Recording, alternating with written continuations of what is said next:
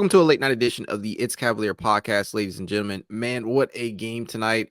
Our Cleveland Cavaliers took on the Sacramento Kings in a game that felt really important to get off to a good start in, especially with De'Aaron Fox returning to the lineup for the Kings. We know how important he is to the offense there. We also know how fast this Kings team has operated in the past.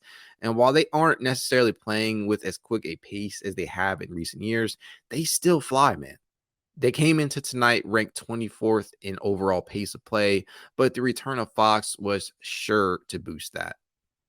The Kings are 3-point happy like Golden State. They're top 3 in 3-point attempts per game and top 7 in 3-point makes. So keeping them off the offensive glass was definitely going to be important, especially considering that they are top 10 in both offensive rebounds and second chance points. You do not want to give them extra possessions to work with because they will absolutely make you pay for it. We've seen that aspect haunt the Cavs time and time again over the last 2 seasons, whether it be the battles against New York tonight or against Golden State.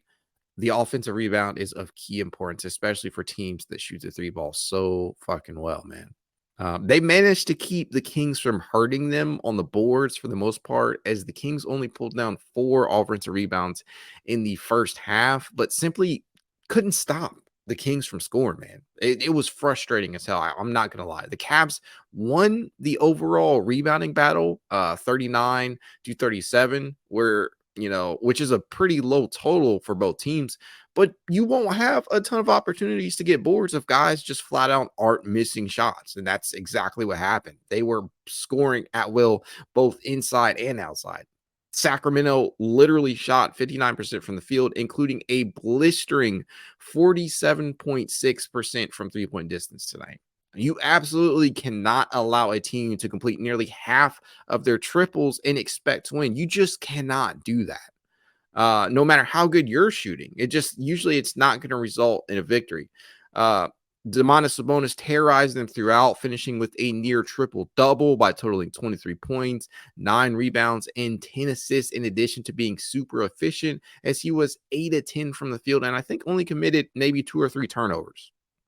He remains one of the best passing big men in the NBA. The man is just so damn multifaceted as an offensive hub. He really is. And honestly, he's not new to giving the Cavs problems, as he averaged 16, 10, and 4 against Cleveland over the span of 20 games prior to tonight's game.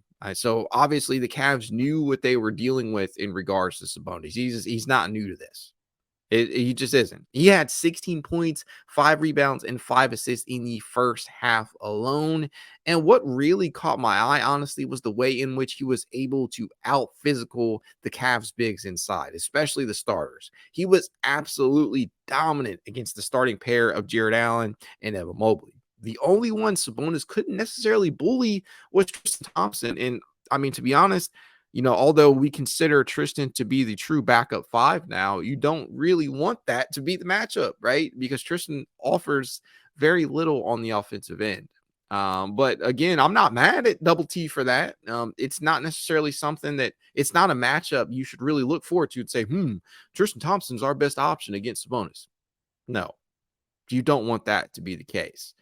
Sabonis was also really, really impactful moving the ball as well, whether it be from the top of the arc or inside the paint, grabbing a loose board and kicking it back out, which often seemed to be that happened with frequency tonight. Sabonis remains one of the best passing big men in the NBA, as I said, and being as talented and multifaceted as he is, they can run the offense through him in ways that other teams just cannot. We've seen some semblance of that from Evan Mobley, where you can kind of run some actions through him and whatnot and allow him to facilitate. But Sabonis, man, he's in a category up there. He's not Jokic level, but he's definitely a higher tier than anything we can offer right now. I can't really, lie about that. It's just the reality of the situation. And the worst part was, it was not just him. The Cavs allowed 4, count them, 4, 1, 2, 3, 4 players to score 20 or more points. That just cannot happen. It can't, man. Where's the defense? I laugh to prevent myself from crying, honestly. Keegan Murray, De'Aaron Fox, Kevin Huerter, and of course, Sabonis all took their respective turns haunting Cleveland in a myriad of ways, honestly. Murray and Huerter, for example, were absolutely bonkers from outside. And of course, Sabonis, man, I don't know. It's just so damn frustrating. It really is. But Huerter and Murray, they drilled a combined 11 triples on a staggering 64.7% from distance. What the actual fuck? Seriously, how do you let that happen? Fox was his speedy self on drives to the basket. We knew that would kind of be a problem because he's given Cleveland issues in the past with his quickness and driving inside, drawing some contact. And Sabonis again took advantage of them in the low post. Offensively, the Cavs, I mean, they were okay tonight. I wouldn't necessarily say that was the issue. I wouldn't say that was the problem. I mean, if you want to look at the individual matchups, and have your individual thoughts about that, that's okay. But they shot 49.5% from the field, including a very, very good 45.7% from 3-point distance, while also scoring 120 total points on the night. And that's with the starting backcourt of Darius Garland and Donovan Mitchell shooting a combined 12 of 35 or 34.2% rather from the field. Everyone else kind of picked up the slack. And this honestly, Donovan Mitchell, he's kind of struggled the last couple of nights. I'm not going to lie. I think tonight Donovan finished 7 of 21 from the field, including 4 of 9 from distance. And again, it's nice to see him knocking down the three ball at above 40%, but you're just not getting enough production out of him. The efficiency just wasn't there. Ditto for Darius Garland, who was just 5 of 14 from the field on 3 of 8 from 3-point range. That is 37.5% from distance, but the efficiency just isn't there. The one thing that I can say about Darius, which was nice, is that he only turned the ball over once tonight, which, and I don't know, cut it however you want to. That's a win because Darius has been turning the ball over at an alarming rate. So it was nice to see him cut those down. Just frustrated, man. Overall, this is just frustrating, but offensively, it just really wasn't appearing to be the issue. And then if you want to talk again about the turnovers, how they even limited the turnovers in general tonight to just 11, which is great, right? They took care of the ball. They shot well from the floor tonight. They secured boards on both ends, and they still lost. And it all boiled down to a lack of perimeter defense and an inability to contain the Sacramento three ball. That's what it boiled down to. It honestly did. And the Kings executed their motion offense to a T against the Cavs. And, take this for what you will, because you guys hear me say this all the live long day. I've been an avid supporter of head coach JB Bickerstaff, but I cannot lie. Let's call a spade here. Mike Brown absolutely ran circles around JB Bickerstaff tonight. He outcoached him thoroughly, and it was clear as day. I can't sugarcoat it. That's coming from one of the bigger JB Bickerstaff supporters, that this team has in the fan base. I say that with all due respect. Tonight, Mike Brown, former coach of the Cleveland Cavaliers, thoroughly outclassed JB Bickerstaff. Just clear as fucking day. They were able to set screens for the 3-point shooters, and Cleveland, I just don't get it. Cleveland dropped in coverage on so many of these, which just honestly plays into their overall game plan. They want you to do that, and Cleveland obliged, right? We saw that far too often. We really did. I mean, specifically a couple of these that come to mind, a couple of these sequences, they feature Jarrett Allen heavily. Like, if you're Jarrett Allen on some of these, why are you dropping so far back on these? Like, you are literally giving them the space to operate in that they want, and they will drop threes on your head all the live long day. That's exactly what they want you to do. When they switched, they often appeared hesitant and half-hearted. It's just bad, man. Just bad. There were several miscues in that regard tonight. It was mind-blowing. They are now allowing opponents to shoot 39.1% from three-point distance, which currently ranks 26th in the league. Just abysmal. You have to fix that. It's becoming a recurring thing. It really is. Some teams, and I'll just say this, some teams have been luckier than usual against the Cavs from distance, but tonight, honestly, felt like the first time in a while that the Cavs really just gave it up, in regards to that. It honestly felt like they just were lackadaisical in that regard. And say, I really can't really say it any clearer than that. It all culminated in a 132-120 loss to the Kings, which dropped Cleveland sadly to a disappointing 4-6. And they're now just 2-5 against Sacramento in the JB Bickerstaff era. Just cannot have that, man. I don't know what it is about this Sacramento team, and all credit where credit is due. They were phenomenal tonight. They usually bring the juice to the table, whenever they play Cleveland. And I got to give credit where credit's due, man. Mike Brown really knows what he's doing over there. He's really revolutionized that team. And it's clear that his time in Golden State absolutely elevated him, in his coaching style. So props to him for being able to turn that franchise around. I think they had the longest playoff drought prior to last season in NBA history. I think prior to last year's postseason, they had not made the playoffs since 2006, if I'm not mistaken. I could be incorrect on that, but I think that's what I heard during the broadcast. So credit to him because he's got this team playing very, very well despite their record. And, it should be noted that De'Aaron Fox missed some time, right? De'Aaron Fox, his absence kind of got them off to a slow start, but now they're at 5-4 and they could be off, and they're making a run of their own, which is what you honestly want Cleveland to do, right? It's still early. It really is early. And they conclude their West Coast trip with a matchup against the Portland Trailblazers where they can hopefully get things back on track. But honestly, man, there has been a few times already in this very short season in which I thought they were getting back on track only for them to fall victim to old habits, right? And again, it's still really early, but as of right now, it's kind of too difficult to get too high or too low on this team. They have got to put together a run at some point in order for me to feel ultra confident in their abilities, right? Just 10 games into the year, so I still remain rather optimistic for the overall season outlook. I don't look at tonight's loss and say to myself, hey, they did A, B, and C terribly, because it really just boiled down to a few things, right? The 3-point defense, the switching, just not good.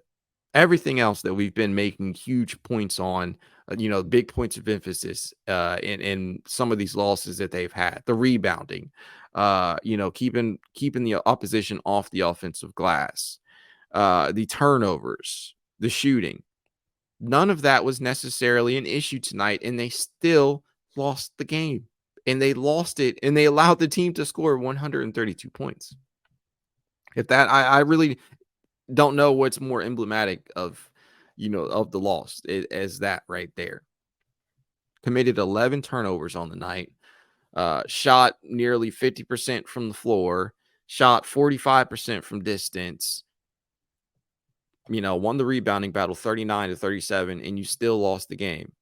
Those are all real issues that we have tried to cover in the past, right? And they shored them up in this game, and they still walked away with an L just because they could not stop Sacramento from scoring, primarily from distance, but, from the field overall, right? Again, those individual matchups, Jarrett Allen, Sabonis, that was a big time matchup that I was looking forward to heading into the game because, let's just call a spade here. Jarrett Allen and Evan Mobley are both trying to beat those soft allegations in a game against, an opponent like Sabonis. this was a good opportunity for the bigs to really show themselves and, make their presences felt. And I just didn't feel like that was necessarily the case. I feel like Sabonis took advantage of just about everybody he played against out there. And, it showed on the stat sheet. Motherfucker almost had a triple double on us. You don't want that. If you're allowing the center, to drop a near triple double on you, I don't know, man. And again, Sabonis, that's taking nothing away from him. He is a all-star level talent. He's phenomenal.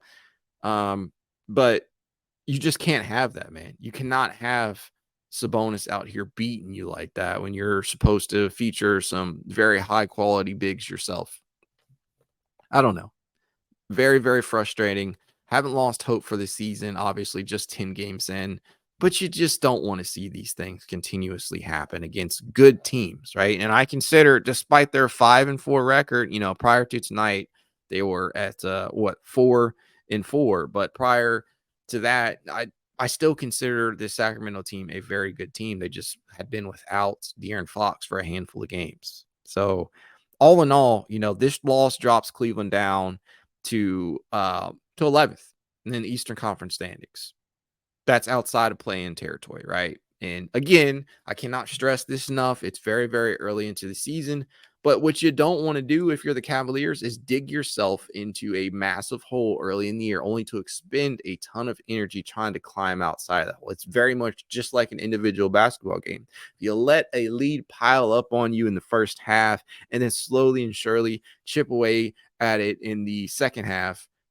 You will expend so much of your energy trying to, as I try to figure out where some of this sound is coming from. But you will expend so much of your energy just trying to climb out of that hole that by the time you've climbed out of it, you may not have anything left to give. We've seen that play out so many times for teams. It just, it's not great. You're 4-6 right now. You're staggering to put together some consistency from a win-loss standpoint. And the teams ahead of you, they're not going away, right? As of right now, the teams ahead of the Cavs in regards to the play-in right now is Orlando, who's been sneakily good to start the year out at 5-4. Brooklyn, who Cleveland, had a pretty tough matchup in the first game of the season against. You got New York, who again, just from a stylistic standpoint, plays Cleveland very well. And then Toronto, right, who's kind of a wild card in what direction they're going to go in. So you cannot dig yourself into a hole. And then you look at the teams that are behind Cleveland, Chicago, the Hornets. These teams are not going to go away. You have to make sure that you separate yourself from them so that you do have that cushion as the season wears on. And Cleveland, they started the year off very, very unhealthy. You were without Jarrett Allen for, at least a handful of games. You were without Darius Garland for a little while. Donovan's missed some time. Caris has missed some time. Isaac is still out, which definitely hurt, not having him out there tonight to kind of face off against De'Aaron Fox. But again, you cannot use these excuses to, to justify where you're at right now, because we've seen Cleveland put together complete games. We've seen them be able to actually beat quality opponents, whether it be Golden State, or somebody else. But you have to figure out how to you have to figure out how to circumvent some of these things. Other teams do it. Why can't we? It's again still early on in the season. Too early to sound all the alarms, but a loss like tonight definitely stings. It's late. I'm tired, if you guys weren't already aware. It's about 1:00. I don't know, man. I look forward to this Portland matchup. I'm hoping that they can get on the right track here, and start putting together some wins, because you cannot let these things stack up and have to dig yourself into a hole. As you're looking ahead here, you do have the matchup with Portland, you do have Detroit, and then off to Denver, that is at Rocket Mortgage Fieldhouse, but these are tough matchups. And then you see in Philly, you're seeing Miami, you're seeing LA. You get a 2-game reprieve, and then it's right back to quality level competition. So figure it out, Cavs. Like I always tell you guys, if you'd like to reach out to me, you know how you can. It's Cavalier_pod on Twitter, TikTok, Instagram, YouTube, and more. If you want to be added to the It's Cavalier exclusive Discord chat, you know what to do. Leave a rating, leave a review, send a screenshot of said review to itscavalier53@gmail.com, and I'll send you an invite. That said, go Cavs. Have a good night.